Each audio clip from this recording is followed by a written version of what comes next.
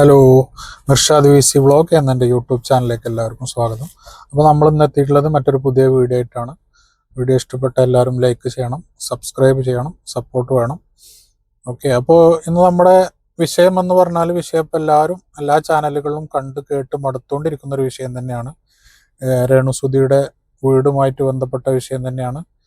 അപ്പോൾ ഇതിൽ ഇപ്പോൾ അവസാനമായിട്ട് ഇപ്പോൾ രേണുസുധിയുടെ അച്ഛൻ ഒരു ഇൻ്റർവ്യൂവിൽ കുറേ കാര്യങ്ങൾക്ക് പ്രതികരിച്ചു. അത് കുറച്ച് ഓക്കെ. അപ്പോൾ രേണുസുധിയുടെ അച്ഛൻ പ്രതികരിച്ച രീതി, അയാളുടെ സംസാര രീതി ഒന്നും ഒരിക്കലും ഉൾക്കൊള്ളാൻ കഴിയുന്നില്ല. കാരണം അത്രയും മോശമായ രീതിയിലാണ് അയാൾ സംസാരിച്ചത്.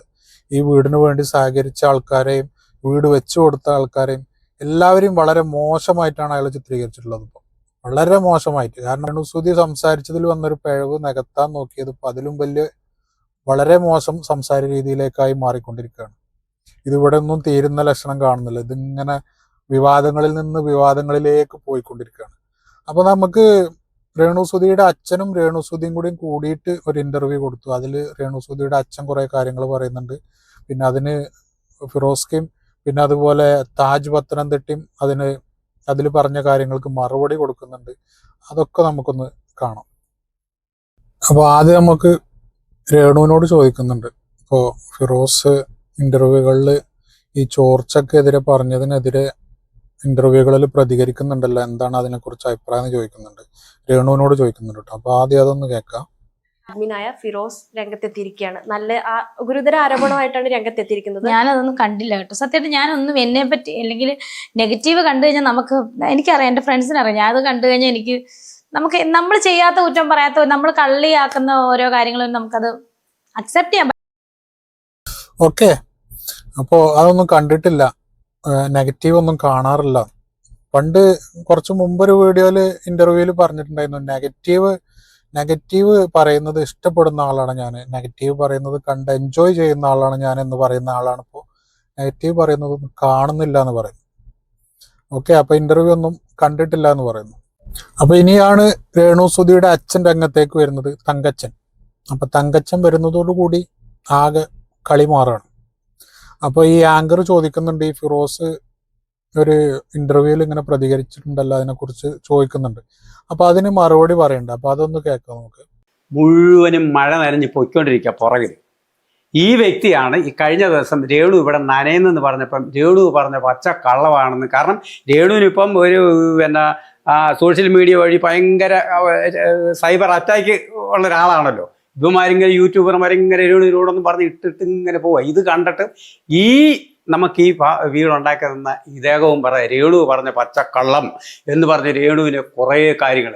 അതുപോലെ തന്നെ രണ്ടാമത് ഒരു കാര്യം കൂടെ പറഞ്ഞു. കൊല്ലംകാരിവിടെ താമസിക്കുമെന്ന് ഇയാൾ ഓർത്തെന്ന്.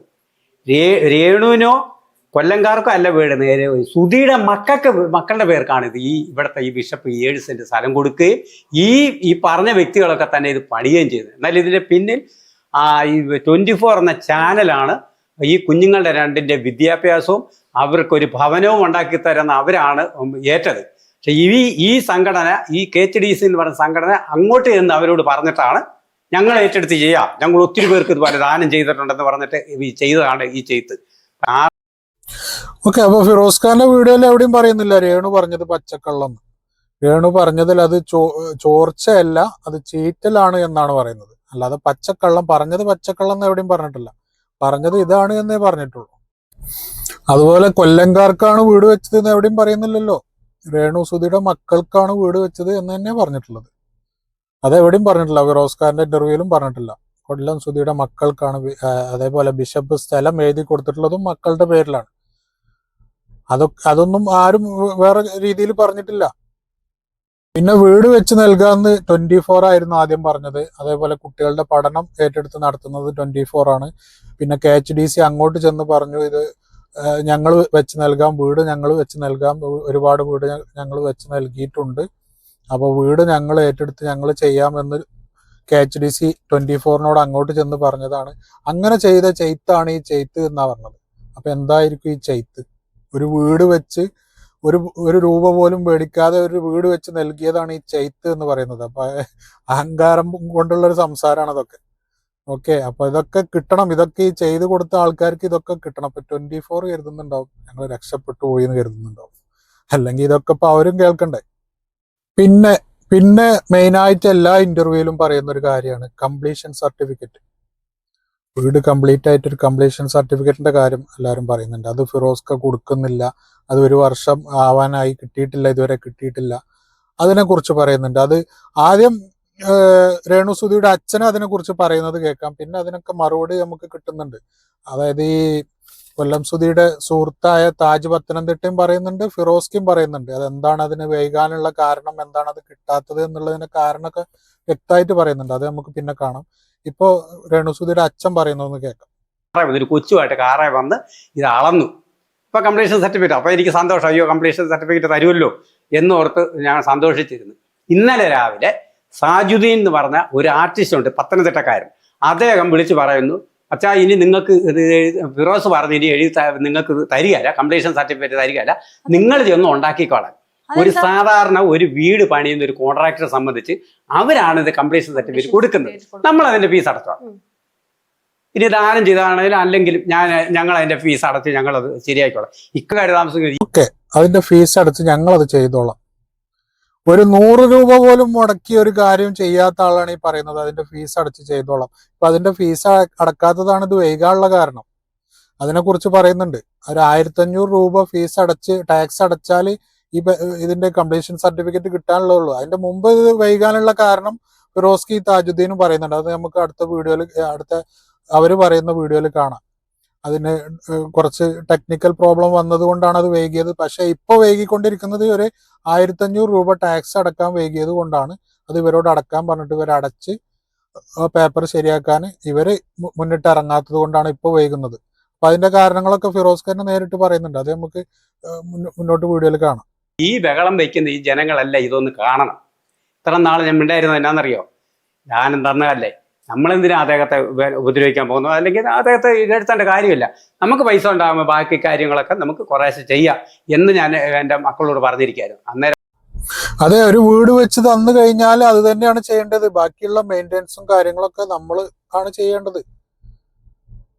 അപ്പൊ ഈ പറഞ്ഞ പോലെ ചെയ്തിട്ടുണ്ടെന്നുണ്ടെങ്കിൽ ഈ പ്രശ്നമൊന്നും ഉണ്ടാവില്ലായിരുന്നു.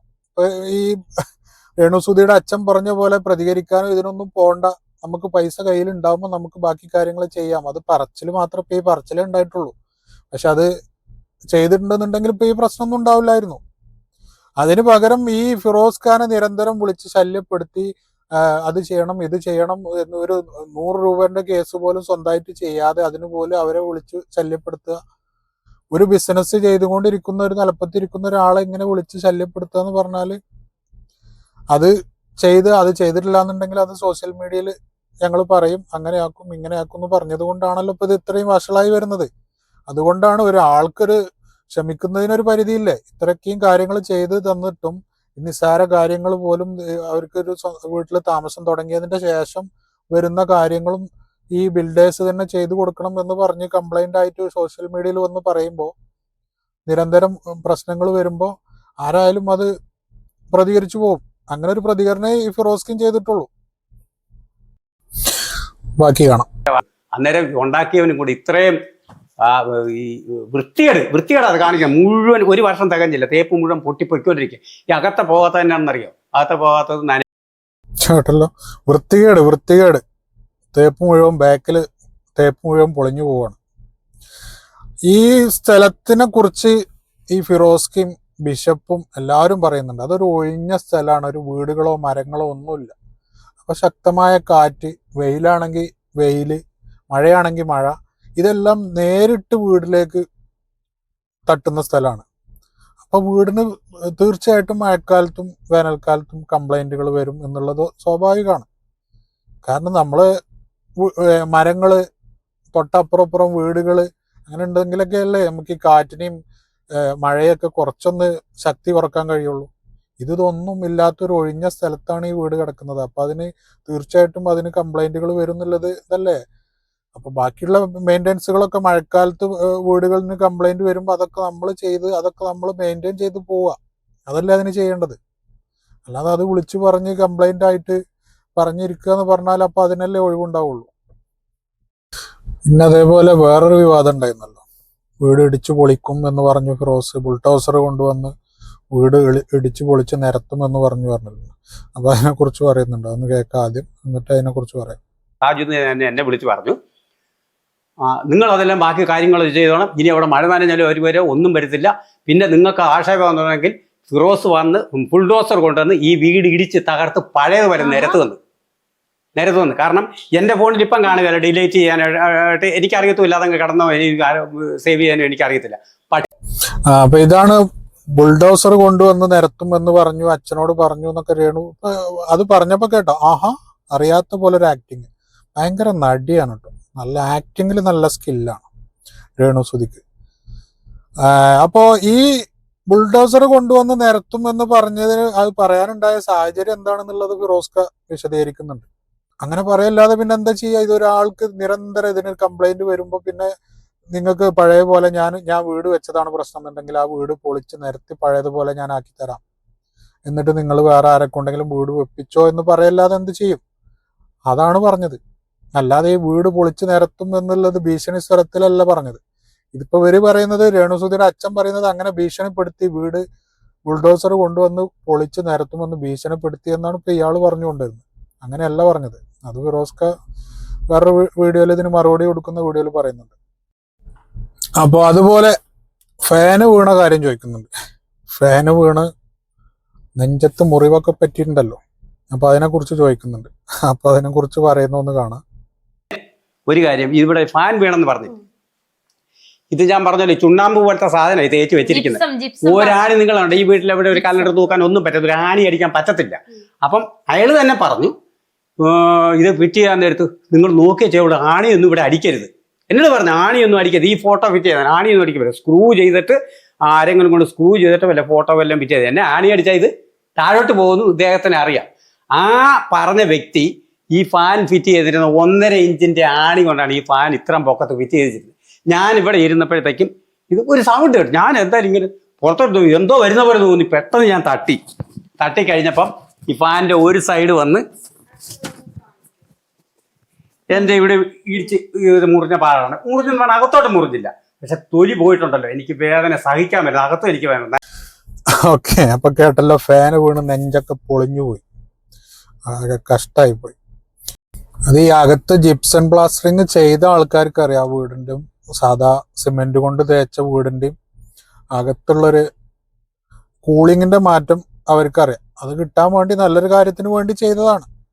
പിന്നെ ഈ ഫാനൊക്കെ മേടിച്ച് ഫിറ്റ് ചെയ്ത് കൊടുക്കേണ്ടില്ലായിരുന്നു, അതൊക്കെ അവര് കാശ് കൊടുത്ത് മേടിച്ച് ഫിറ്റ് ചെയ്താൽ മതിയായിരുന്നു.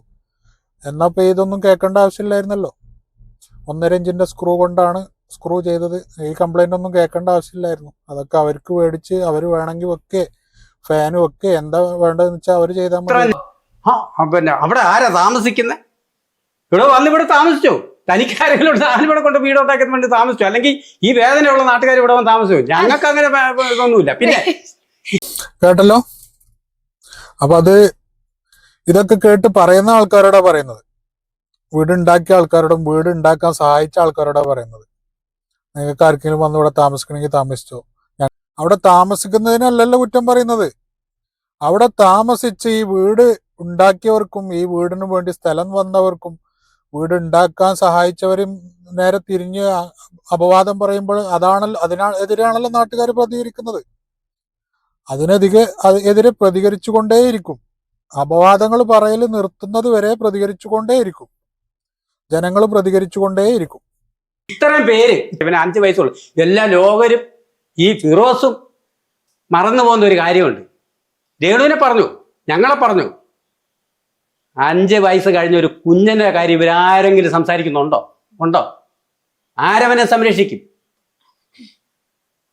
ആര് സംരക്ഷിക്കും? അത് ഇവരൊന്നും പറയും, ഇവരാരും കൊണ്ട് ഞങ്ങൾ ഏൽപ്പിക്കുന്നില്ല നിങ്ങൾ സംരക്ഷിക്കാൻ.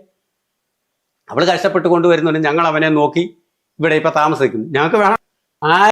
5 വയസ്സുള്ള കുഞ്ഞിനെ കുറിച്ച്, ചെറിയ കുഞ്ഞിനെ കുറിച്ച് ആരും പറയുന്നില്ല, അവനെ കുറിച്ച് ആരും പറയുന്നില്ല. അവനെ ആര് സംരക്ഷിക്കും എന്ന് പറയുന്നുണ്ട്. അവനെ സംരക്ഷിക്കേണ്ടത് സ്വന്തം മാതാവ് തന്നെയല്ലേ? അച്ഛനില്ലാത്ത സ്ഥിതിക്ക് മാതാവ് തന്നെയാണ് സംരക്ഷിക്കേണ്ടത്. ജോലി ചെയ്ത് ആരോഗ്യമുള്ള സ്ത്രീയാണ്. ജോലി ചെയ്ത് കുഞ്ഞിനെ സംരക്ഷിക്കേണ്ടതും നോക്കേണ്ടതും വളർത്തേണ്ടതും ഒക്കെ കടമ അമ്മക്ക് തന്നെയല്ലേ? അതിലെന്താ സംശയം? അതിന് നാട്ടുകാരോട് പറഞ്ഞിട്ട് അതിന് ഉത്തരവാദിത്തപ്പെട്ട ആൾക്കാർ വരണം. അത് രേണുവിന്റെ ഇന്റർവ്യൂവിലും കണ്ടു. കുഞ്ഞിനെ ആര് നോക്കും? കുഞ്ഞിനെ ഉത്തരവാദിത്തപ്പെട്ട ആൾക്കാർ ഏറ്റെടുക്കട്ടെ. ഇത് എവിടുന്നെങ്കിലും കളഞ്ഞു കിട്ടിയതാണോ? സ്വന്തം മാതാവല്ലേ, സ്വന്തം മോനല്ലേ? അപ്പൊ അതിനെ നോക്കേണ്ടത് അമ്മയുടെ കടമയാണ്. അതിന് മലയാളികളായിട്ട് ആരെങ്കിലും ഇതുപോലുള്ളൊരു അവസരം ആരെങ്കിലും മരിച്ചു കഴിയുമ്പോൾ ദയവേത് നിങ്ങൾ അവർക്ക് ഒരു വീട് ഉണ്ടാക്കി കൊടുക്കരുത്. ഇതുപോലുള്ള വീട് ഉണ്ടാക്കി കൊടുക്കരുത്. കൊടുത്തിട്ട് അവരെ അവിടെ താമസിപ്പിക്കാൻ, ഈ ഉണ്ടാക്കുന്നവൻ പറയുന്ന ആൾ അവിടെ താമസിപ്പിക്കാനും നാട്ടുകാർ പറയുന്ന ആൾക്കാരെ അവിടെ താമസിക്കാനും അങ്ങനെ ഒരിക്കലും ചിന്തിച്ച് നിങ്ങൾ ആർക്കും ഒരു സഹായം ചെയ്യരുത്. ഈ ഒരു സഹായം കിട്ടിയോണ്ട് ഞങ്ങൾക്ക് ഭയങ്കര മനപ്രയാസം കൊണ്ട് പറയാം. ഞങ്ങളെ നോക്കണ്ട. ഈ കുഞ്ഞിനെ ഓർത്തോ, ഈ 5.5 വയസ്സുള്ള കുഞ്ഞിനെ ഓർത്തോ. കിച്ചു അവന് 21 വയസ്സായി. സുധി മരിക്കുമ്പോൾ അവന് 19 വയസ്സുണ്ട്. അവനിന്ന് കോളേജിൽ പഠിക്കുന്ന ഒരു പുരുഷന്. പറയുന്നില്ല അവൻ ഒറ്റയ്ക്ക് ഇവിടെ താമസിക്കാൻ പറ്റുമോ? അവനെ ഞങ്ങൾ നാളെ പോകാം. ഈ കുഞ്ഞിനെ എവിടെ ഇട്ടിട്ട് പോകും? ഞങ്ങൾ ഇവിടെ ഇട്ടിട്ട് പോകണം. ഈ ഉത്തരവാദിത്തപ്പെട്ട ഇവിടെ താമസിക്കുന്നവരാരും വാ, എനിക്ക് കാണാം.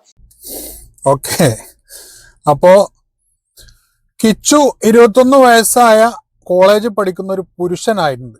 അപ്പൊ അവനാരും നോക്കേണ്ട ആവശ്യമില്ല, അവൻ സ്വന്തമായിട്ട് കൈകാര്യം ചെയ്യാനുള്ള ആളായി എന്നാണോ ഈ രേണുസുധിയുടെ അച്ഛൻ പറയുന്നത്? ഈ 5.5 വയസ്സുള്ള കുഞ്ഞിനെ മാത്രം നോക്കിയാൽ മതി, അതിനെ ഏറ്റെടുക്കാൻ ആരെങ്കിലും വരട്ടെ? അതിനെ ഏറ്റെടുക്കുക. അതിനെ ആയാലും കിച്ചുവിനെ ആയാലും രണ്ടും എൻ്റെ മക്കളാണെന്ന് രേണുസുധി എപ്പോഴും പറയുന്നുണ്ട്. അപ്പൊ രണ്ടാളെയും നോക്കേണ്ടതും വളർത്തേണ്ടതും അവർക്ക് ജോലി കിട്ടുന്നത് വരെ അവരെ സംരക്ഷിക്കേണ്ടതൊക്കെ അമ്മയാണെന്ന് പറയുന്ന ഈ രേണുസുധി തന്നെയല്ലേ ചെയ്യേണ്ടത്? രണ്ടാളും എൻ്റെ മക്കളാണെന്ന് എപ്പോഴും പറയുന്നുണ്ട്. അപ്പൊ ഈ കിച്ചു മാത്രം എന്താണ് 21 വയസ്സായ വലിയൊരു പുരുഷനായി എന്ന് പറഞ്ഞ് അവനെ നോക്കേണ്ട ആവശ്യം ഇല്ല എന്നാണോ ഇപ്പൊ ഈ ഒരു കാര്യം കൊണ്ട് ഉദ്ദേശിക്കുന്നത്? മനസ്സിലാകുന്നില്ല. അതുപോലെ അച്ഛൻ മരിച്ചൊരു കുടുംബത്തിന് ഇതുപോലെ ആരും വീട് വെച്ച് കൊടുക്കരുതേ, വീട് വെച്ച് കൊടുക്കാൻ സഹായിക്കരുതേ എന്ന് പറയുന്നുണ്ട്. ഇങ്ങനെ ഒരു ദുരനുഭവം ആർക്കും ഉണ്ടായിരിക്കില്ല. കാരണം ഈ വീട് വെച്ച് കൊടുത്ത ഫിറോസ് കാക്കോ, അതുപോലെ ഈ ഒരു കൂട്ടായ്മക്കോ, അതുപോലെ ഈ വീട് വെക്കാൻ സ്ഥലം നൽകിയ ഈ ബിഷപ്പിനോ, അതുപോലെ ഇതിന് സഹായങ്ങളൊക്കെ നൽകിയ ഈ താജ് പത്തനംതിട്ട എന്ന ഈ കലാകാരനോ ആർക്കും ഇങ്ങനെ മുൻപൊരു അനുഭവം ഉണ്ടായിട്ടില്ല എന്ന് അവരൊക്കെ പറയുന്നുണ്ട്. ഇതുപോലെ ഇങ്ങനൊരു വീട് കിട്ടിക്കഴിഞ്ഞതിന് ശേഷം ഇത്രയും അഹങ്കാരം വിളിച്ചു പറഞ്ഞ ഒരു അനുഭവം ആർക്കും ഉണ്ടായിട്ടില്ല എന്ന് പറയുന്നുണ്ട്. അതാണല്ലോ ഇതിൽ പ്രശ്നം വരുന്നത്. ഈ വീട് പണിതിട്ട് 1 വർഷം കഴിഞ്ഞ് കംപ്ലീഷൻ സർട്ടിഫിക്കറ്റ് എന്തുകൊണ്ട് ഈ മനുഷ്യൻ തരുന്നില്ലെന്ന് ആരെങ്കിലും ചോദിക്കുന്നുണ്ടോ?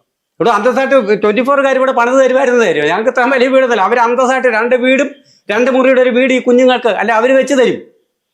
ഇദ്ദേഹത്തിനാണ് ആര് പറഞ്ഞു? ഞങ്ങൾ ചെന്ന് പറഞ്ഞു ഇയാളെ ഒന്ന് പണിയാനായിട്ട്. എന്നിട്ട് ഈ കണ്ട കാര്യം ചെയ്തു വെച്ചിരിക്കുന്നു. ഞാൻ എന്ത് കാര്യം? ഓക്കെ, കംപ്ലീഷൻ സർട്ടിഫിക്കറ്റിന്റെ കാര്യം വീണ്ടും പറയുന്നുണ്ട്.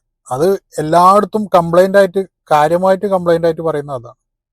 അപ്പൊ അതിനെക്കുറിച്ച് ഫിറോസ്കിയും ഈ താജ് പത്തനംതിട്ടയും വ്യക്തമായിട്ട് പറയുന്നുണ്ട്. ആദ്യം ഒരു 6-7 മാസം ഇതിന്റെ സോഫ്റ്റ്വെയർ മാറി അതിലേക്ക് മാറ്റി ചെയ്ത് അതിന്റെ പേപ്പർ വർക്കൊക്കെ ചെയ്യാനും ഇതിനൊക്കെ ആയിട്ട് കുറച്ച് സമയം വന്നു എന്ന് പറഞ്ഞു. പിന്നെ ഈ ലൈസൻസ് ഉള്ള ആളാണ് ഇതിൽ ആദ്യം സൈൻ ചെയ്തത്. ആ സൈൻ ചെയ്ത ആള് വിദേശത്തേക്ക് പോയി എന്നൊക്കെ പറയുന്നുണ്ട്. അപ്പൊ അങ്ങനെ കുറെ ലാഗുകൾ വന്നു. അതൊക്കെ പേപ്പർ വർക്കിന്റെ കാര്യത്തിലൊക്കെ നമുക്കറിയാം. നമ്മുടെ പഞ്ചായത്തിൽ നിന്ന് അതേപോലെ വില്ലേജിൽ നിന്നൊക്കെ ഒരു പേപ്പർ കിട്ടണമെന്നുണ്ടെങ്കിൽ ഒരുപാട് ഓടി നടക്കേണ്ടി വരും. അതൊക്കെ നമുക്കറിയാം. അപ്പൊ അങ്ങനെ കുറച്ച് ലാഗ് വന്നു. പിന്നെ അതിന്റെ ശേഷം ഇതെല്ലാം ക്ലിയർ ആക്കി കൊടുത്ത് പിന്നെ ഈ ഫീസ് അടക്കാൻ മാത്രമേ ഉള്ളൂ. ഫീസ് അടച്ചുകാണ്ട് അവർക്ക് പേപ്പർ റെഡിയാക്കാൻ പറഞ്ഞപ്പോൾ അതിന് പൈസ ഇല്ല എന്ന് പറഞ്ഞു എന്നൊക്കെ ഇനി ഫിറോസ്ക പറയുന്നുണ്ട്. അത് നമുക്ക് ഇതിന്റെ ബാക്കി കേൾക്കാം. പിന്നെ അതുപോലെ ഈ കയറി താമസത്തിന്റെ അന്ന് ഒരു 350 പേർക്ക് ഭക്ഷണം നിങ്ങൾ ഉണ്ടാക്കണമെന്ന് ഈ ഫിറോസ് വിളിച്ചു പറഞ്ഞു എന്ന് പറയുന്നുണ്ട്. ആദ്യം അതിനെ കുറിച്ചൊന്ന് കേൾക്കാം നമുക്ക്. എല്ലാവരെയും വിളിച്ചു പറഞ്ഞിട്ട് 2 ദിവസം മുമ്പ് താമസിക്കുന്നത് 2 ദിവസം മുമ്പ് എന്നെ വിളിച്ച് ഫിറോസ് തന്നെ പറഞ്ഞു ഒരു 350 പേർക്ക് ഉള്ള ഭക്ഷണം നിങ്ങൾ കൊടുത്തോളാം. അത് അപ്പൊ ഞാൻ കഴിവുകൊണ്ട് വിളിക്കും. 350 പേരുടെ ഭക്ഷണം ഇങ്ങനെ കൊടുക്കാം, നമുക്ക് ഒരു നിവൃത്തിയില്ല. ഞാൻ ഓപ്പറേഷൻ കഴിഞ്ഞൊക്കെ ഇങ്ങനെ പ്രയാസപ്പെട്ടിരിക്കുക, അത് കൊടുക്കണം. ഇതെന്നെ അറിയാം, ഞാൻ തുറന്ന് പറയാം, എല്ലാവരും മനസ്സിലാക്കാൻ വേണ്ടി പറയാം. ഇനി എന്നെ നാളെ തൊട്ട് സോഷ്യൽ മീഡിയ വരെ തെറി വിളിച്ചാലും ഞാൻ അത് കാണുന്നില്ല. അവര് പറഞ്ഞിട്ട് അവര് മാറിക്കോളും കേട്ടോ. അപ്പം ഞാൻ പറഞ്ഞു 350 പേർക്ക് കാപ്പി കൊടുക്കുക എന്ന് പറഞ്ഞു. നിങ്ങൾ വിഷമിക്കണ്ട, ഫിറോസ് പറഞ്ഞു, നിങ്ങൾ വിഷമിക്കണ്ട. പിന്നെ ഇത് മിമിക്രിക്കാര് ആ. മാ സംഘടന നിങ്ങൾക്ക് 1 ലക്ഷം രൂപ കൊണ്ടുവരുന്നുണ്ട്. അപ്പം നോക്കിക്കോണം, ഈ സംഘടനയെ തന്നെ ഉള്ളവർ ഞങ്ങൾക്ക് 1 ലക്ഷം രൂപ കൊണ്ടുവരുന്നെന്ന് ഫിറോസുമായിട്ട് സംസാരിക്കുന്നു. അതുകൊണ്ടല്ലേ ഫിറോസ് അങ്ങനെ പറഞ്ഞത്. ഞാൻ അന്ന് ശരി. ഓക്കെ, അതിലെന്താ തെറ്റ്? അപ്പൊ ഇങ്ങനെ ഒരു പരിപാടി ഉണ്ടാക്കാനുള്ള ചെലവ് സംഘടന തരുമെന്ന് പറഞ്ഞു. അപ്പൊ അത് ഫിറോസ് ഖാനായിട്ട് ചർച്ച ചെയ്തു. ഫിറോസ്ക്ക് അറിഞ്ഞു. ഫിറോസ്ക്ക് ഇവരെ വിളിച്ചു പറഞ്ഞു. അതിലെന്താ തെറ്റ്? നിങ്ങൾ തന്നെ പൈസ ഉണ്ടാക്കി നിങ്ങൾ തന്നെ ചെയ്യണം എന്നല്ലല്ലോ പറഞ്ഞത്. ഇങ്ങനെ ഒരു പരിപാടി ഉണ്ടാക്കാൻ അതിനുള്ളൊരു മാർഗം, നിങ്ങൾ വിഷമിക്കണ്ട, അതിനുള്ളൊരു മാർഗം ഇങ്ങനെ സംഘടന തരുന്നുണ്ട്, 1 ലക്ഷം രൂപ തരുന്നുണ്ട് എന്നല്ലേ പറഞ്ഞത്. അതിനെന്താ പ്രശ്നം? അത് ഫിറോസ്ക്ക് ആദ്യം അറിഞ്ഞു എന്നുള്ളതാണോ വിഷയം? അതുപോലെ തന്നെ ഈ സാധുജീൻ എന്ന് പറഞ്ഞാൽ അതും പുള്ളി ഈ സംഘടനയിലുള്ള ആളാണ്, ഒരു ആർട്ടിസ്റ്റാണ്.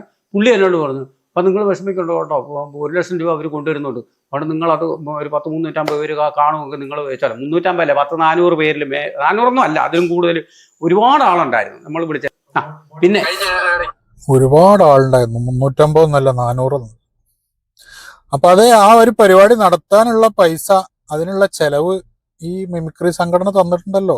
പിന്നെ എന്താണ് അത് വിളിച്ചു പറയേണ്ട ആവശ്യം? അതിനുള്ള പൈസ, അതിനുള്ള ചെലവിനുള്ള പൈസ മിമിക്രി സംഘടന സംഘടന തന്നിട്ടുണ്ട്. അപ്പൊ പിന്നെന്താ അതുകൊണ്ടുള്ള വിഷയം? അത് വിളിച്ചു ഈ താജുദ്ദീൻ ഇയാളൊക്കെ ഇടപെട്ടിട്ടല്ലേ ഇപ്പൊ ഈ പൈസ കിട്ടിയത്. ഈ വീടിനൊക്കെ മുൻകൈ ഇട്ട് ഇറങ്ങിയതും ഒക്കെ ഈ താജുദ്ദീൻ, ഈ താജ് പത്തനംതിട്ട എന്ന് പറഞ്ഞ ആളാണെന്ന് പറയുന്നുണ്ട്. ഈ ഫിറോസ്ക്കായിട്ട് കൂടി സംസാരിച്ചതും കാര്യങ്ങളും കൈകാര്യം ചെയ്യാനൊക്കെ എല്ലാത്തിനും മുന്നിട്ട് ഇറങ്ങിയ ഒരാളാണ് ഈ താജുദ്ദീൻ, താജ് പത്തനംതിട്ട. എല്ലാവരും ഇപ്പൊ മോശക്കാരായി. ഈ ഒരു കാര്യത്തിലേക്ക് ഇറങ്ങി എല്ലാവരും മോശക്കാരാവാണ്. അതുകൊണ്ട് ദയവ് ചെയ്ത് ഇനിയെങ്കിലും ഈ കുഞ്ഞിനെ ജീവിക്കാൻ അനുവദിക്കാനേ ഞാൻ പറയത്തുള്ളൂ. എന്നെ ഞങ്ങളുടെ മകളെ ഇവളല്ല, ഋതപ്പനെ. നിങ്ങൾ എന്നെ ഋതപ്പനെ. അവന് 5.5 വയസ്സേ ഉള്ളൂ. എല്ലാരെയും കുറ്റം പറയുന്നില്ല. അവനെ മറന്നു പോകുന്ന കുറെ ജനങ്ങളുണ്ട്. അവനും കൂടി ചേർത്താണ് ഈ വീട് വെച്ച് കൊടുത്തിരിക്കുന്നത്. അവനും കിച്ചുവിന്റെയും കൂടെ ആണ് വീട്. അവർ രണ്ടുപേരെ സഹോദരങ്ങളാണ്. അവരൊരു രക്തമാണ്. അവനെന്ന് പറഞ്ഞ എന്നെ ജീവനാന്നറിയോ വിളിക്കുമ്പോഴോ. കിച്ചുവിനും ഋതുവിനും ഭയങ്കര സ്നേഹമാണ് അവർക്ക് രണ്ടുപേർക്കും. പക്ഷെ പല മലയാളികളും ഋതുവിനെ മറന്നു പോകുന്നു. ഞാൻ ചെയ്ത ഋതുവിനെയും കിച്ചുവിനെയും മറക്കാത്തത് കൊണ്ടാണ് ആളുകൾ പ്രതികരിക്കുന്നത്. ആളുകൾ നിങ്ങൾ ഈ പറഞ്ഞു നടക്കുന്ന അഹങ്കാരങ്ങൾക്കൊക്കെ പ്രതികരിക്കുന്നത് അതുകൊണ്ടാണ്. കാരണം ആ കുട്ടികൾക്ക് വേണ്ടിയുള്ള വീടാണ്. അത് എല്ലാവരും മറന്നു പോവാത്തത് കൊണ്ടാണ് ഈ പ്രതികരിക്കുന്നത്.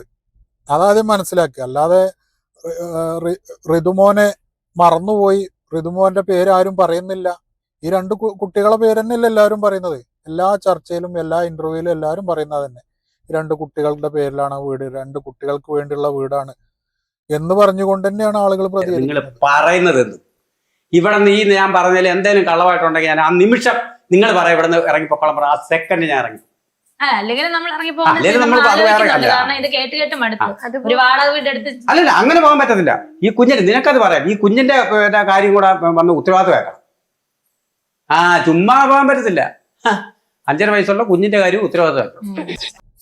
ഇതെന്താണ് ഈ വീണ്ടും വീണ്ടും പറയുന്നത്? കുഞ്ഞിന്റെ കാര്യം ഉത്തരവാദിത്തം ഏൽക്കണം, കുഞ്ഞിന്റെ കാര്യം ഉത്തരവാദിത്തം ഏൽക്കണം. ഇത് ആരെ ഏൽക്കണം എന്നാണ് ഈ പറഞ്ഞുകൊണ്ടിരുന്നത്? എന്താണ് ഈ പറയുന്നത് മനസ്സിലാകുന്നില്ല. ഇപ്പം ഈ പറയുന്ന ഫിറോസ് എന്ന പുള്ളി പറയുന്നത്, അതായത് ഇനി ഞാൻ ആർക്കും സഹായം ചെയ്യത്തില്ല, ഈ ഒരു സഹായം ചെയ്തതുകൊണ്ട് എനിക്ക് കിട്ടേണ്ടതെല്ലാം കിട്ടിയിട്ടുണ്ട്, ഒരിക്കലും ഇങ്ങനത്തെ സഹായം ചെയ്യരുത് എന്ന് എനിക്കൊരു അപേക്ഷ കൂടെ ഉണ്ട്. ഒരിക്കലും ഞാൻ പറഞ്ഞില്ല ആദ്യമേ, ഒരിക്കലും ഒരു തന്തയോ ഒരു വീട്ടിലെ അത്താണി എന്ന് പറയുന്ന ഒരാളും മരിച്ചുപോയി കഴിയുമ്പം അവരെ സഹായിക്കാനായിട്ട് വന്നിട്ട് അവരെ അവിടെ ജീവിപ്പിക്കാതെ അവരെ അവിടെ ജീവിപ്പിക്കരുത് എന്നുള്ള ഉദ്ദേശത്തോടു കൂടി, എന്നുള്ള ദുരുദ്ദേശത്തോടു കൂടി സംസാരിക്കുകയും സോഷ്യൽ മീഡിയ കയറിയിരുന്നുകൊണ്ട് ഒന്നും അറിയാത്തവർ വെറും കള്ളനും കള്ളിയാക്കുന്ന ആ സ്വഭാവക്കാർ ഒരിക്കലും ആർക്കും ഇത് വെച്ച് കൊടുക്കരുത്. ദൈവമേ, ആരും ഞങ്ങളെപ്പോലെ ഇതുപോലൊരു അവസരത്തിൽ ചെന്ന് ചാടരുത്, അല്ലെ അവർക്ക് അങ്ങനെ ഇട വരുത്തരുതെന്ന് ഞാൻ ദൈവത്തിനവരോട് പ്രാർത്ഥിക്കുക. അപ്പൊ ഈ വീട് വെച്ചു കൊടുക്കാൻ സഹായിച്ച ആൾക്കാരും വീട് വെച്ചു കൊടുത്ത ആൾക്കാരും സ്ഥലം കൊടുത്ത ആൾക്കാരൊക്കെ സത്യം പറഞ്ഞ മണ്ടന്മാരായിപ്പോയി, പരമ മണ്ടന്മാരായിപ്പോയി. അതല്ല ഇപ്പൊ ഈ കൈകൂപ്പി പറയുന്നത് കേട്ടില്ലേ? ഒരു അച്ഛൻ മരിച്ച ഒരു കുടുംബത്തിനും ഇങ്ങനെ ഒരു സഹായം ചെയ്തു കൊടുക്കരുത്. അപ്പൊ ഇവര് എന്തോ ഒരു ദ്രോഹത്തിലേക്ക് എല്ലാവരും കൂടി ചാടിച്ച പോലെയാണ് ഇപ്പൊ സംസാരിക്കുന്നത്. കാരണം ഒരു സ്വന്തമായിട്ട് സ്ഥലം പോലും ഇല്ലാതെ വാടകയ്ക്ക് ഒരു ചെറിയ കൂരയിൽ താമസിച്ച അവർക്ക് സ്വന്തമായിട്ട് 7 സെന്റ് സ്ഥലവും അതിലൊരു നല്ല വീടും പണിത് കൊടുത്തതിനാണ് ഈ കേൾക്കേണ്ടി വരുന്നത്.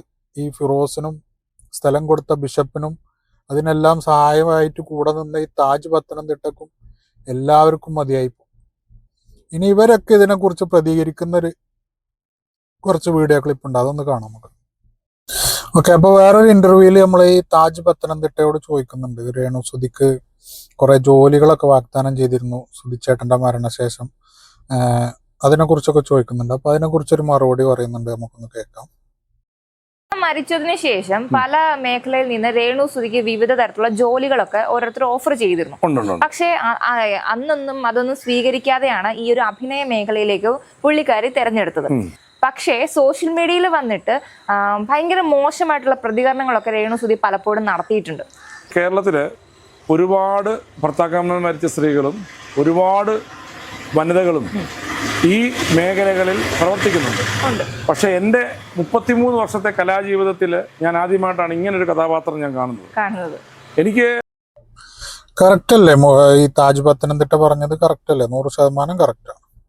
കാരണം നമ്മൾ ആരും കണ്ടിട്ടുണ്ടാവില്ല ഇങ്ങനെ ഒരു ഉപകാരങ്ങൾ, ഇത്രയും ഉപകാരങ്ങൾ കിട്ടിയിട്ട് അഹങ്കാരം വിളിച്ചു പറയുന്ന ഒരാളെ നമ്മളാരും കണ്ടിട്ടുണ്ടാവില്ല.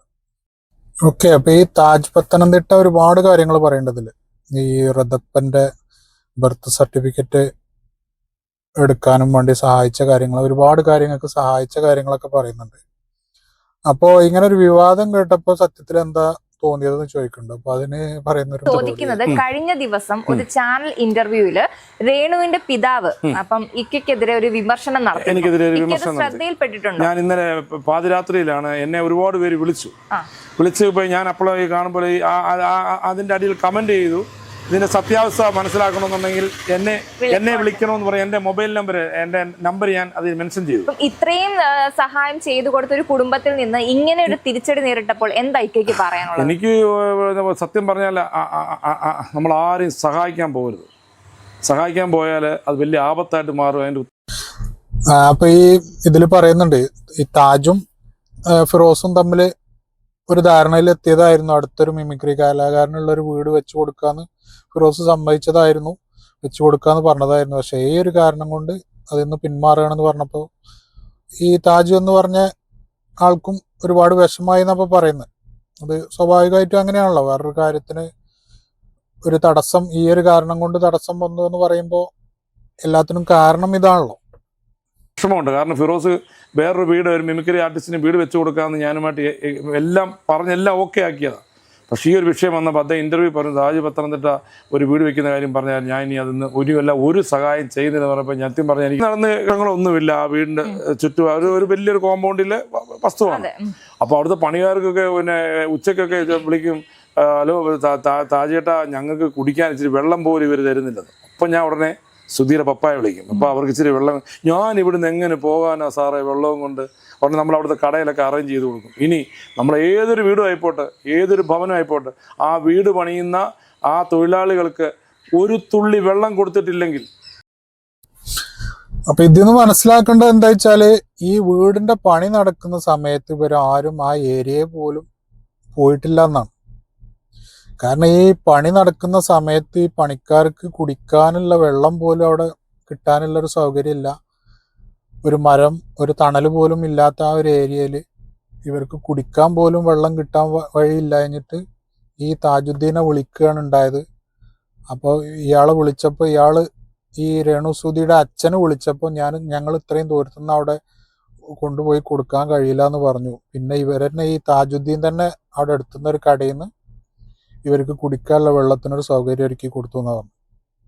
അപ്പൊ ഈ ഇത്രയും കംപ്ലൈന്റുകൾ അവിടെ പൊളിഞ്ഞു ഇവിടെ ചോരുന്നു എന്ന് കംപ്ലൈന്റ് പറയുന്ന ആൾക്കാര് ഈ വീട് പണി നടക്കുമ്പോൾ ആ ഏരിയയിൽ പോലും പോയിട്ടില്ല. ഈ പണിക്കാർക്ക് വേണ്ട ഒരു കുടിവെള്ളം പോലും എത്തിക്കാൻ അവർക്ക് കഴിഞ്ഞിട്ടില്ല എന്നാണ് നമുക്കിതിൽ നിന്ന് മനസ്സിലാവുന്നത്. അതായത് കഴിഞ്ഞ ദിവസം ഞാനൊരു ഇന്റർവ്യൂ ഞാൻ കണ്ടിരുന്നപ്പോൾ പറയുന്നത്, നമ്മുടെ നാട്ടിലൊക്കെ തൂവാന അടിക്കുക എന്ന് പറയും.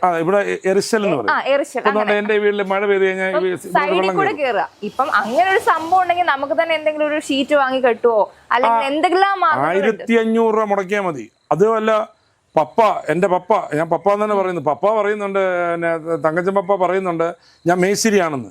ഇദ്ദേഹത്തിന് അറിയത്തില്ല. എന്തെല്ലാം നമുക്ക് ചെയ്യാം. ഓക്കെ, അപ്പൊ താജുദ്ദീനും പറയുന്നത് അതന്നെയാണ്.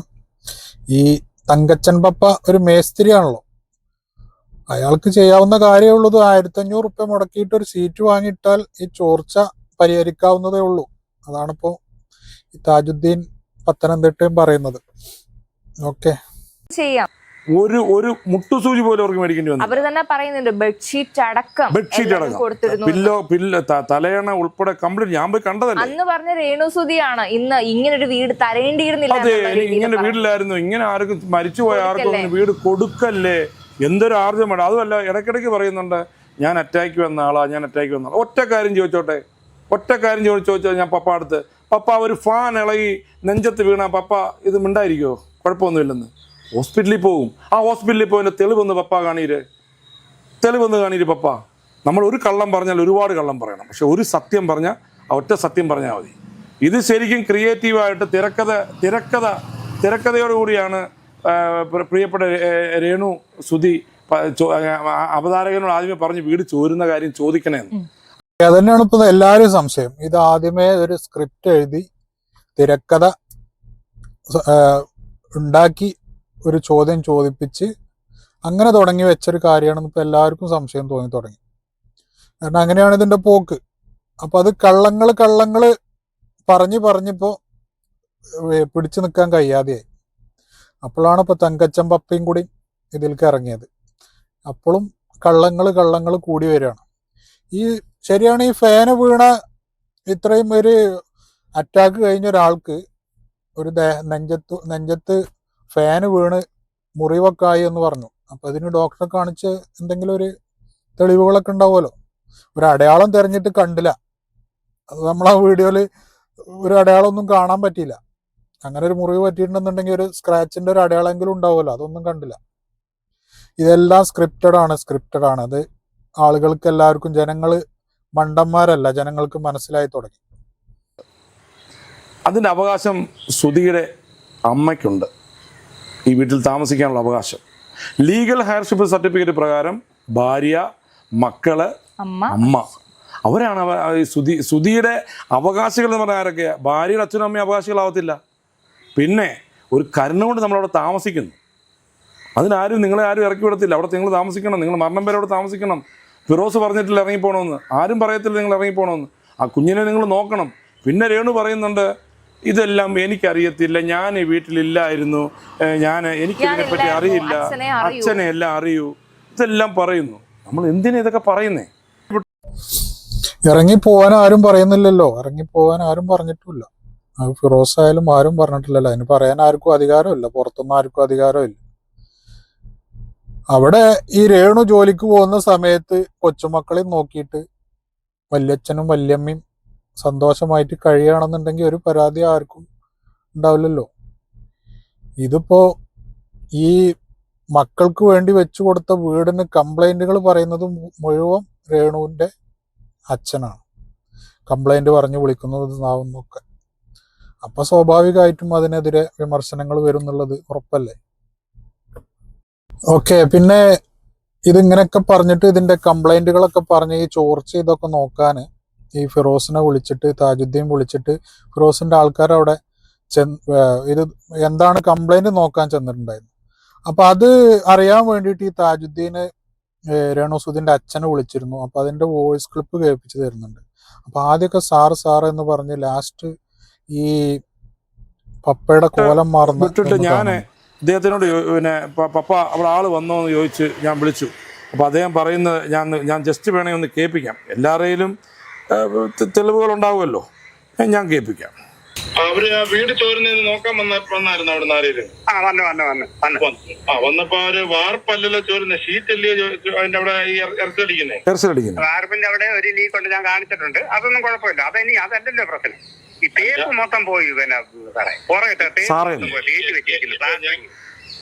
അവര് കാണിച്ചു. അല്ലല്ല, അവര് കണ്ട എഞ്ചിനീയറെ വന്നിരിക്കും. എഞ്ചിനീയറും അതിന്റെ മെയിൻ പണിക്കാരനെ വന്നിരിക്കുന്നത്. അപ്പൊ അവരത് എന്താന്ന് വെച്ചാൽ കണ്ടിട്ട് പോട്ടെ. ഞാൻ പറയട്ടെ, 1 കോടി രൂപയുടെ പണിഞ്ഞാലും ചില വീടുകളിൽ നല്ല അവിടെ വൃക്ഷങ്ങളൊന്നും ഇല്ലെങ്കിൽ നല്ല വെയിലടിക്കുകയാണെങ്കിൽ പിന്നെ ഈ തേപ്പൊക്കെ ചെറിയ പൊട്ടലുണ്ടാവും, ഒക്കെ ഉണ്ടാവും. അതാണ് പറ്റിയത്. ഈ പ്ലാസ്റ്റർ എന്ന് പറഞ്ഞൊരു സാധനം ഒരു തേച്ച് വെച്ചതാ. അല്ല, ജിപ്സം. എന്റെ പൊന്നു കേട്ടോ, അവരങ്ങനെ ഞാൻ പറയട്ടെ, ഒരു ചാനലിൽ പോയി വീട് ചോദ്യം ചെയ്യാന്ന് പറഞ്ഞാൽ അർത്ഥമുണ്ട്. ഞാൻ ചോദിക്കട്ടെ, അവിടെ അറിവില്ല. അങ്ങനല്ലല്ലോ, അറിവില്ലെന്ന് പറയില്ല, അറിവെല്ലാവർക്കും അറിവുണ്ട്. കേട്ടല്ലോ, അവൾ അറിവില്ലാതെ പറഞ്ഞുകൊണ്ട് നമ്മളെന്ത് ചെയ്യാനാ? അപ്പൊ അറിവില്ലാതെ പറഞ്ഞതാണെന്ന് രേണുസുതിയുടെ അച്ഛന് മനസ്സിലായി. പറയാൻ നമുക്കൊരു അവസരം തരുന്നില്ല അല്ലേ? സാറൊന്നും ന്യായീകരിക്കണ്ട. അവള് നിങ്ങളോട് ഒരു വർഷമായിട്ട് നിങ്ങളല്ലേ എന്നോട് ഇടപെട്ടോണ്ടിരുന്നത്? ഒരു വർഷമായിട്ട് ഞാൻ ഇടപെട്ടിരിക്കുന്നു. ഈ ആഴ്ച വരും, അച്ഛാ നാളെ വന്നവരാളെ നാളെ ഞാനൊന്നും കിട്ടിയില്ല. അത് കഴിഞ്ഞ് പറഞ്ഞു ഈ ഞാൻ തന്നെ പറഞ്ഞേ ഇനി തരുത്തേ ഇല്ല, നിങ്ങൾ ഉണ്ടാക്കിക്കോളാം. എങ്ങനെ? അതല്ലേ പറഞ്ഞത്? ഇന്ന് വരെ ഫിറോസ് സാർ എന്നെ വിളിച്ചൊന്നും പറഞ്ഞില്ല. ഞാൻ പറഞ്ഞില്ല, നിങ്ങളല്ലേ ഇടയ്ക്കെന്ന് പറഞ്ഞത്. ഞാനാണ് ഇടയ്ക്ക് വേണ്ട വേണ്ട, എനിക്ക് ഈ വീടിന്റെ കാര്യം സാർ എന്നോട് സംസാരിക്കണ്ട. എനിക്ക് അത്ര നേരമുണ്ട്. ഞാനത് പറയും. അവളൊരു പെണ്ണ. ഇവരുടെ ഈ ഒരു സമീപനത്തിൽ നമുക്ക് മനസ്സിലാക്കാം. കേട്ടല്ലോ, ലാസ്റ്റിക്ക് സംസാരത്തിന്റെ രീതി മാറി. ഈ രേണുസുതിന്റെ അച്ഛന്റെ സംസാരത്തിന്റെ രീതി മാറി. ഈ കാര്യങ്ങൾ ചോദിച്ചത് പറ്റിയില്ല. ചോർച്ച മെയിൻ സ്ലാബിനല്ലല്ലോ ചോർച്ച എന്നുള്ളത് ചോദിച്ചതൊന്നും ഇയാൾക്ക് പറ്റിയില്ല. അപ്പോൾ ലാസ്റ്റ് വീടിന്റെ കാര്യം അന്വേഷിച്ച് എന്നെ വിളിക്കണ്ടെന്ന് ലാസ്റ്റ് കോലം മാറി, സംസാരത്തിന്റെ കോലം മാറി. ഓക്കെ, പിന്നെ അതേപോലെ ഈ ഫിറോസ് താജുദ്ദീനോട് പറഞ്ഞു എന്ന് പറഞ്ഞൊരു കോള് ചെയ്യുന്നുണ്ട്. അതെ, ഇതേപോലെ രേണുസുതിയുടെ അച്ഛന്. ആ കോളും കൂടി ഒന്ന് കേൾക്കാം. എന്നെ ഇപ്പൊ ഫിറോസ് വിളിച്ചിരുന്നേ, എന്നെ ഇപ്പൊ വിളിച്ചു. ഞാൻ എന്റെ ഫോൺ എന്റെ നമ്പർ കംപ്ലീഷൻ ഒന്നും വരച്ച് ഇനി തരത്തില്ല, നിങ്ങൾ എന്തുപോലെ ചെയ്തോളാൻ പറഞ്ഞു. പുള്ളി എന്നെ വിളിച്ച് പറയാൻ പറഞ്ഞു. എന്താ കാരണം? പിന്നെ ഒരുപാട് കാര്യങ്ങളുണ്ട്. അദ്ദേഹം പിന്നെ പപ്പ ഞാൻ പറയുന്ന ശ്രദ്ധിച്ച് കേൾക്കണം. നിങ്ങൾ ആ വീടിന്റെ പെർമിറ്റ് എടുത്തൊക്കെ നിങ്ങളുടെ കയ്യിലുണ്ടോ? എല്ലാം ഉണ്ടെങ്കിൽ അവിടെ അടുത്ത ഒരാൾ പ്ലാൻ വരയ്ക്കുന്ന ആരെങ്കിലും പോയി കാണുക. ബാക്കി എല്ലാ പേപ്പറും അന്ന് ഞാൻ പറഞ്ഞ എല്ലാം മണ്ടേ ടാക്സ് അടച്ച പേപ്പറും എല്ലാം വെച്ചിട്ടുണ്ടല്ലോ. അതൊന്നുമില്ല, നമുക്ക് വേണ്ടത് അത് വേണ്ടെന്നോ? ഒരുപാട് കാര്യങ്ങളുണ്ട്. ഈ വീട് ചോരുന്ന കാര്യം പറഞ്ഞത്. ഓക്കെ, അതിപ്പോ ഈ കമ്പീഷൻ സർട്ടിഫിക്കറ്റിന്റെ ബാക്കി കാര്യങ്ങൾ ചെയ്യാൻ അവരോട് പറയുന്നതാണ് ഇപ്പൊ പറഞ്ഞത്. അപ്പൊ അതിന് ലാസ്റ്റ് മറുപടി പറയാം, അതൊക്കെ ഞാൻ ചെയ്തുകൊണ്ട് എന്ന് പറഞ്ഞിട്ട് ഇപ്പൊ അതിന്റെ അടിയിൽ കൂടെ ചോർച്ചന്റെ കാര്യം എടുത്ത് ഇടുന്നുണ്ട്. അതൊന്ന് കേൾക്കാൻ. അത് ഞാൻ ചെയ്തോളാം. വേറെ കാര്യമുണ്ട്, ഈ വീട് മൊത്തം ചോരുവാണ്. വീട് മൊത്തം ചോരുവാ. ഒന്നുകൂടെ പറയാം, അദ്ദേഹം പറഞ്ഞ എന്താ? വീട് മൊത്തം ചോരുവാ. ഒന്നുകൂടെ കേൾപ്പിക്കാം. അദ്ദേഹം പറഞ്ഞത് വീട് മൊത്തം ചോര. അപ്പൊ വീടിന് വാർപ്പ് മൊത്തം ചോര. പറയുമ്പോ എങ്ങനെയാണ് പറയുന്നത്? ഇപ്പൊ മീഡിയക്കാരോടായാലും ആരോടായാലും പറയുന്നത് ഇങ്ങനെയാവും പറയുന്നത്.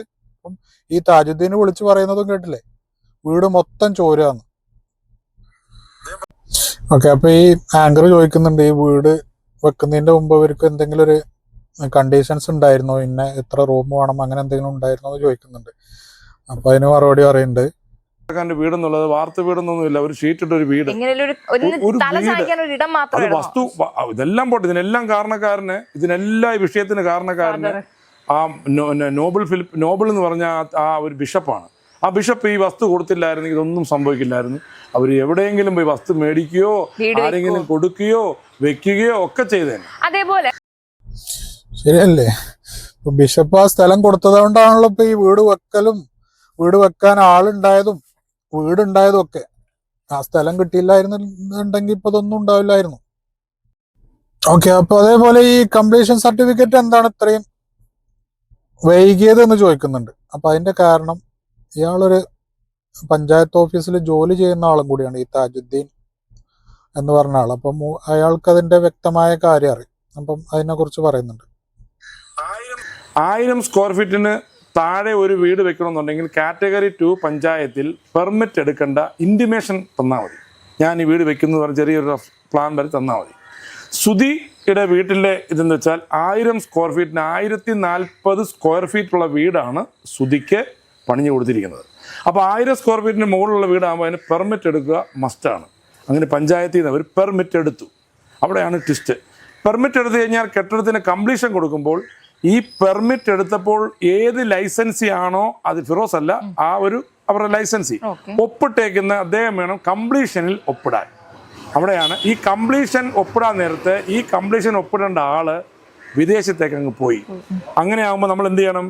പഞ്ചായത്തിൽ അപേക്ഷ കൊടുത്ത് ഈ ലൈസൻസിയെ മാറിയ വിവരം അറിയിച്ച് ഒരു അനുമതി വാങ്ങണം. അതവർ വാങ്ങി. അതിനുശേഷം ഈ കെട്ടിടം അന്ന് ILGMS എന്ന് പറയുന്ന സോഫ്റ്റ്വെയർ ആയിരുന്നു. ഈ കെട്ടിടത്തിന് പെർമിറ്റ് എടുത്തത് സങ്കേതം എന്ന് പറഞ്ഞ സോഫ്റ്റ്വെയർ വഴിയാണ്. 2025 ഏപ്രിൽ 1 മുതൽ കേരളത്തിലെ എല്ലാ തദ്ദേശ സ്വയംഭരണ സ്ഥാപനങ്ങളും കെ സ്മാർട്ട് എന്ന് പറയുന്ന ഒരു ആപ്ലിക്കേഷനിലേക്ക് വന്നു. K smart.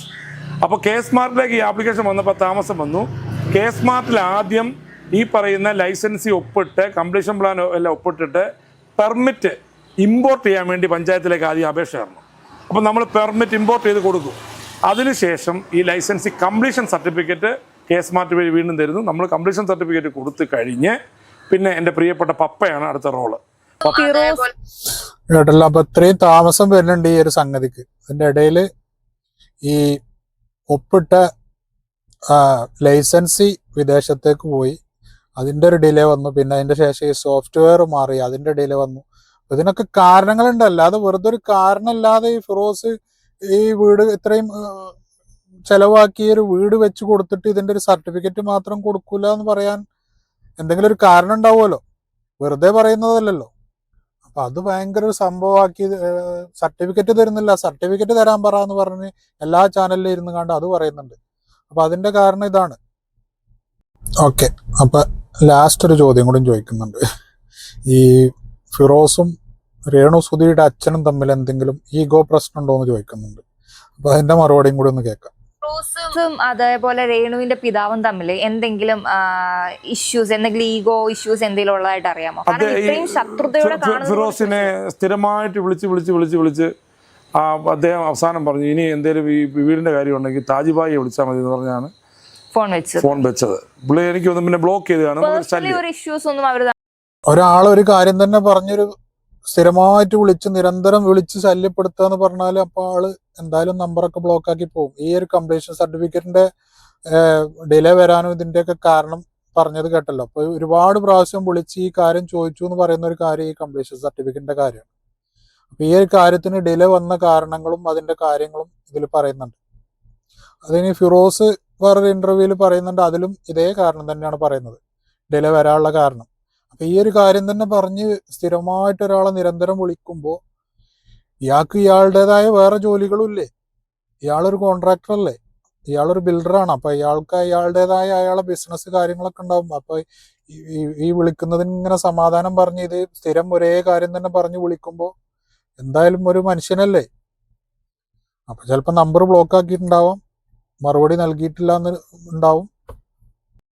ഓക്കെ, അപ്പൊ നമ്മള് ഈ ഒരു വീഡിയോ ഒരുപാട് ലെങ്ത് ആവും. അപ്പൊ ഇനി ഫിറോസ് ഒരു ഇന്റർവ്യൂവിൽ പറയുന്ന കാര്യം കൂടി, കുറച്ച് ജസ്റ്റ് ഒരു കാര്യം കൂടി ആ ഇന്റർവ്യൂവിൽ ചോദിക്കുന്നുണ്ട്. ഇത് ഈ കംപ്ലൈന്റുകളൊക്കെ തീർത്തു കൊടുത്ത് നല്ല രീതിയിൽ ഒത്തുതീർപ്പാക്കി പോകാൻ തയ്യാറാന്ന് ചോദിക്കുന്നുണ്ട്. അപ്പൊ അതിന്റെ ഒരു മറുപടി ഒന്ന് കാണാം. ചോരുന്നു എന്ന ആരോപണമാണ് ഇപ്പൊ സോഷ്യൽ മീഡിയയിൽ നിറഞ്ഞു നിൽക്കുന്നത്. അപ്പോൾ ആ ആരോപണം പരിശോധിച്ച് അത് എന്താ പറയുക, വേണ്ട നടപടി എടുക്കാൻ തയ്യാറാണോ? തീർച്ചയായിട്ടും. നമുക്ക് ചോർച്ച എന്ന് പറയുന്ന സംഭവം അവിടെ ഇല്ല. നമ്മുടെ മെയിൻ ഇൻറ്റൻഷൻ എന്ന് പറഞ്ഞു കഴിഞ്ഞാൽ അവർ നമ്മളെ സമീപിച്ച രീതി, അല്ലെങ്കിൽ അവർ ഇത് പറഞ്ഞ രീതി ഉണ്ടല്ലോ, അതായിരുന്നു നമ്മുടെ പ്രശ്നം. ഉദാഹരണത്തിന് ഇപ്പോൾ നമ്മളിപ്പോൾ ഒരു കാര്യം പറയുകയാണെങ്കിൽ വളരെ പൊളൈറ്റ്ലി നമ്മൾ സംസാരിക്കുകയാണെങ്കിൽ നമുക്കത് ചെയ്തു കൊടുക്കാൻ പറ്റും. ഉദാഹരണത്തിന് നമ്മളിപ്പോൾ ഒരു റെസ്റ്റോറൻറ്റിൽ പോയിട്ട് നമ്മൾ ഒരാളോട് പറയാം ആ വെള്ളം ഇങ്ങോട്ട് എടുക്കടാന്ന് പറഞ്ഞു കഴിഞ്ഞാൽ ഉണ്ടാകുന്നതും ആ വെള്ളം ഒന്ന് എടുത്ത് തരുമോ എന്ന് പറയുന്നതും രണ്ടും ഡിഫറെൻറ്റ് ടേണാണ്. ഇത് ഇവരെ സംബന്ധിച്ചോളം എന്ന് പറഞ്ഞാൽ ഇവർ പല പ്രശ്നങ്ങളും നമ്മളോട് പറയുമ്പോഴും ഇവർ അതിൻ്റെ പുറത്തൊരു ഭീഷണിയുടെ സ്വരം ഞങ്ങൾ സോഷ്യൽ മീഡിയയിൽ പറയുമെന്ന് പറഞ്ഞു. അപ്പോൾ അത് കേൾക്കുമ്പോൾ സ്വാഭാവികമായിട്ടും ആർക്കായാലും അതിനോടൊരു ഇഷ്ടക്കേട് തോന്നും. അങ്ങനെ സംഭവിച്ചൊരു കാര്യമാണിത്. ഇതിപ്പോൾ നമുക്കെന്ന് പറഞ്ഞാൽ ഏകദേശം 2500 രൂപ വരുന്ന ഒരു എക്സ്പെൻസ് വരുന്ന സംഭവമാണിത്. ഇന്ന് ഞാൻ ആൾറെഡി ഇത് നമ്മുടെ ഇൻ്റർവ്യൂസും മറ്റുള്ള കാര്യങ്ങളും വന്നപ്പോൾ ഒരുപാട് എൻ്റെ ഫോളോവേഴ്സ് അല്ലെങ്കിൽ ഒരുപാട് ആൾക്കാർ എൻ്റെ അടുത്ത് പേഴ്സണലായിട്ട് പറയണ്ടായി, അത് എങ്ങനെ ശരിയാക്കി കൊടുക്കുക, നിങ്ങൾ ഏതായാലും ഇത്രയും പൈസ ചിലവാക്കി നിങ്ങളൊരു വീടുണ്ടാക്കി, നിങ്ങളെ സംബന്ധിച്ചോളം അത് ശരിയാക്കുന്നൊരു എനിക്കത് കുഴപ്പമില്ല. ഞാൻ ഈ നിങ്ങൾ പറയുന്ന എല്ലാവരെയും ബഹുമാനിക്കുന്ന ഒരു വ്യക്തിയാണ്. നിങ്ങളുടെ എല്ലാവരുടെയും അഭിപ്രായങ്ങൾ ഞാൻ സ്വീകരിക്കുന്ന വ്യക്തിയാണ്. ഞാൻ ഇന്നലെ തന്നെ നമ്മുടെ പ്രൊജക്ട് മാനേജറെയും അതേപോലെ തന്നെ അവിടുത്തെ സൈറ്റിലെ കൺസ്ട്രക്ഷൻ സൂപ്പർവൈസറെയും വിളിച്ചു. എനിക്ക് തോന്നുന്നു ഇവർ ഒരു പക്ഷേ ഈ സമയത്ത് നമ്മൾ ഇൻ്റർവ്യൂ ചെയ്യുന്ന സമയത്ത് ഇപ്പോൾ ഏകദേശം ഒരു മണിയാവുന്നു. ഈ സമയത്ത് ഒരു പക്ഷേ അവർ സൈറ്റിൽ എത്തിയിട്ടുണ്ടായിരിക്കും, അതിൻ്റെ മെഷർമെൻറ്റ് എടുക്കുന്നുണ്ടായിരിക്കും. അത് നാളെ തന്നെ മാക്സിമം അറ്റ് ദ ഏർലിയസ്റ്റ്, ഇന്നാണെങ്കിൽ ഇന്ന് അല്ലെങ്കിൽ നാളെ നമ്മളത് പരിഹരിച്ചു കൊടുക്കും. അത് ചോർച്ചല്ല, വീണ്ടും ഞാൻ പറയുന്നത് അത് ചോർച്ചല്ല, അത് തൂവാലടിക്കുകയാണ്. പക്ഷേ അവിടുത്തെ ആ അവരുടെ ഒരു വീടിൻ്റെ സിറ്റുവേഷൻ അനുസരിച്ച് തൂവാലടിക്കുന്നത് കുറച്ച് കൂടിപ്പോയി, വേറെ പ്രശ്നങ്ങളൊന്നുമില്ല അവിടെ. പിന്നെ അവരുടെ മറ്റ് ചില ഇൻ്റർവ്യൂവിൽ ഞാൻ കാണുകയുണ്ടായി വാഷ് ബേസിൻ പൊട്ടി വീണു, അല്ലെങ്കിൽ ബാത്റൂമിലെ ടാപ്പുകൾ പൊട്ടി വീണത്. ഇതിനൊക്കെ 10 വർഷം 15 വർഷം വാറൻറ്റിയുള്ള സാധനങ്ങളാണ്. ഇതിൻ്റെ എല്ലാം ഒറിജിനൽ ബിൽസ് ഞങ്ങളുടെ കയ്യിലുണ്ട്. ഇവർ ഇന്നേ വരെ ഞങ്ങളുടെ അടുത്ത് ഈ പ്രശ്നങ്ങൾ പറഞ്ഞിട്ടില്ല. ഇത് ഏതെങ്കിലും ഈ പ്രശ്നങ്ങൾ പറയുകയാണെങ്കിൽ ഞങ്ങൾക്ക് എന്താ പ്രശ്നമുള്ളത്? ജസ്റ്റ് മാനുഫാക്ചർ വിളിക്കുക, സാധനം റിപ്ലേസ് ചെയ്ത് കൊടുക്കാൻ പറയാം. അവരുടെ ഓൺ കോസ്റ്റിൽ വന്നിട്ട് സാധനം റിപ്ലേസ് ചെയ്ത് കൊടുക്കും. ഓക്കെ, ഇതിൽ ഫിറോസ് പറഞ്ഞൊരു കാര്യമാണ് ഇതിലെ പ്രധാന വിഷയം. കാരണം ഇവരെ സംസാര രീതി അത് നമുക്ക് ആ ഇന്റർവ്യൂവിൽ കണ്ട, ആ ഇന്റർവ്യൂ കാണാത്തല്ല, ആ ഇന്റർവ്യൂ ഫുള്ള് കണ്ടറിയാം. ഈ രേണുസുധിയുടെ അച്ഛൻ്റെ സംസാര രീതിയും അയാളൊരു ആറ്റിറ്റ്യൂഡൊക്കെ ആ ഒരു ഇന്റർവ്യൂവിൽ കണ്ടാലറിയാം. ആ ഒരു രീതിയിൽ ഒരാളോട് സംസാരിച്ചു കഴിഞ്ഞാൽ എന്തെങ്കിലും ചെയ്തു കൊടുക്കാൻ കരുതിയിട്ടുണ്ടെന്നുണ്ടെങ്കിൽ തന്നെ അത് വേണ്ട നോക്കും. പ്രത്യേകിച്ച് ഈ ഫിറോസ് എന്ന് പറഞ്ഞ ആളോടും ഈ ബിഷപ്പ് സ്ഥലം നൽകിയ ബിഷപ്പിനോടും പിന്നെ ഇതിനൊക്കെ മുൻകൈയിട്ട് ഇറങ്ങിയ എല്ലാ കാര്യങ്ങൾക്കും ഹെൽപ്പ് ചെയ്ത ഈ താജുദ്ദീൻ പത്തനംതിട്ട എന്ന് പറഞ്ഞ ആളോടൊക്കെ ഇവര് കടപ്പെട്ട് ഒരു നല്ല രീതിയിൽ സംസാരമെങ്കിലും നല്ല രീതിയിൽ സംസാരിക്കേണ്ട ആൾക്കാരല്ലേ, അവരോട് കടപ്പാട് കാണിക്കേണ്ട ആൾക്കാരല്ലേ. സ്വന്തം മക്കൾക്ക് വേണ്ടി ഒരു വീടും സ്ഥലമൊക്കെ നൽകിയ ആൾക്കാരോട് അതിന് പകരം അവരോട് എന്തെങ്കിലും കാര്യമായിട്ടായാലും എന്തെങ്കിലും കംപ്ലൈന്റ് ആയിട്ടായാലും പറയുന്നത് ഒരു ഭീഷണി സ്വരത്തിലാണ് സംസാരം മുഴുവൻ എന്നാണ് പറയുന്നത്. അപ്പം അത് കേൾക്കുമ്പോൾ ആരായാലും എന്തെങ്കിലും ചെയ്തു കൊടുക്കാൻ കരുതിയിട്ടുണ്ടെന്നുണ്ടെങ്കിൽ തന്നെ ഇത്രയും ചെയ്തത് തന്നെ വേണ്ടില്ലായിരുന്നു എന്ന് തോന്നും. അതാണ് ഇപ്പൊ ഈ വിഷയത്തിൽ സംഭവിച്ചത്. അപ്പൊ ഫിറോസ് പറയുന്ന കാര്യം കേട്ടാൽ നമുക്ക് മനസ്സിലാവും അവരെന്ത് കാര്യം ആവശ്യപ്പെടുന്നത് അതൊരു ഭീഷണി സ്വരത്തിലാണ് എന്നാണ് പറയുന്നത്. അപ്പൊ ശരിയല്ലേ? അപ്പൊ ഇതിൻ്റെയൊക്കെ പ്രശ്നം തന്നെയാണ് ഇവരുടെ സംസാര രീതിയാണ്. അതിപ്പോൾ രേണുസുധിൻ്റെ സംസാര രീതി ആയാലും രേണുസുധിയുടെ അച്ഛൻ്റെ സംസാര രീതി ആയാലും രണ്ടാളുടെയും സംസാരം ശരിയല്ല. അതാണ് ഇവിടെയൊക്കെ വിഷയം വരുന്നത്. ഇത്രയും പ്രശ്നം ഇത്രയും വഷളായതൊക്കെ ആ ഒരു കാര്യം കൊണ്ടാണ്. അപ്പോൾ ഓക്കെ, ഇതിപ്പോൾ വീഡിയോ ഒരുപാട് വലുതായി പോകും. ഇപ്പോൾ ഫിറോസിൻ്റെ ഈ ഇന്റർവ്യൂവിൽ ഒരുപാട് കാര്യങ്ങൾ വേറെയും പറയുന്നുണ്ട്. താജുദ്ദീൻ പറഞ്ഞ അതേ സെയിം കാര്യങ്ങളൊക്കെ ഇതിൽ പറയുന്നുണ്ട്. അപ്പോൾ ഈ കംപ്ലീഷൻ സർട്ടിഫിക്കറ്റ് കിട്ടാൻ വൈകിൻ്റെ കാര്യങ്ങളൊക്കെ ഇതിൽ പറയുന്നുണ്ട്. അപ്പോൾ അത് നമ്മൾ അതിൽ പറഞ്ഞതുകൊണ്ട് ഇനിയിപ്പോൾ അതും കൂടി ഇതിൽ വെക്കുന്നില്ല. എന്നാൽ തന്നെ ഇത് വീഡിയോ ഒരുപാട് ലെങ്ത് ആയിട്ടുണ്ടാവും. അപ്പോൾ ഓക്കെ, ഇത്രയൊക്കെ തന്നെ ഉള്ളൂ ഇന്നത്തെ വീഡിയോ. അപ്പോൾ വീണ്ടും അടുത്ത വീഡിയോ ആയിട്ട് വരുന്നത് വരെ ബായ്.